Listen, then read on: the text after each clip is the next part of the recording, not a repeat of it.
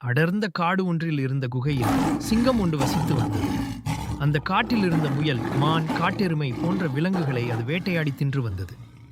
அது ஒரு நாள் வழக்கம் போல் காட்டெருமை ஒன்றை வேட்டையாடி வயிறு நிறைய அதன் இறைச்சியை தின்றுவிட்டு தன் குகையில் அயர்ந்து தூங்கிக் கொண்டிருந்தது.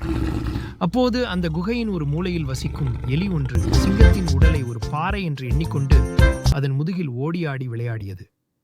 இதனால் சிங்கத்தின் தூக்கம் கெட்டது. அது கண் விழித்து எலியை பிடித்து கொண்டது. பிறகு அது எலியை பார்த்து, சிறிய எலியே, நான் ஆழ்ந்த உறக்கத்தில் இருந்தபோது என் மீது ஏறி விளையாடி என் தூக்கத்தை நீ கலைத்து விட்டாய். உன்னை என்ன செய்கிறேன் பார், உன்னை என் வாயில் போட்டு மென்று விடுகிறேன் என்றது. எலிக்கு பயத்தால் உடல் நடுங்கியது. அது தன் உயிரை கையில் பிடித்து கொண்டு சிங்கத்தை பார்த்து, சிங்கராஜா, மினைமை எதுவும் செய்து விடாதீர்கள். உங்கள் உடம்பை கல்லுன்னு நினைத்து விளையாடிவிட்டேன். என்னை மன்னித்து விடுங்கள். நீங்கள் என்னை தயவு செய்து மன்னித்தால் நான் தக்க சமயத்தில் உங்களுக்கு உதவுகிறேன் என்றது. எலி பேசுவதை கேட்ட சிங்கம் கடகட என காடே அதிரும்படி சிரித்தது. அது எலியை பார்த்து, எலியே, நீ பொடிப்பயல், சின்னஞ்சிறிய உடல் கொண்ட உன்னால் மலை போல் தோற்றமும் கம்பீரமும் கொண்ட எனக்கு என்ன உதவி செய்ய முடியும்?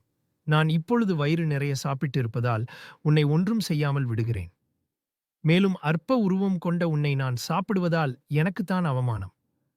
பிழைத்துப்போ என்று கூறிவிட்டு எலியை விட்டது. எலி தப்பித்தோம், பிழைத்தோம் என்று அதனிடத்தில் சென்று புகுந்து கொண்டது.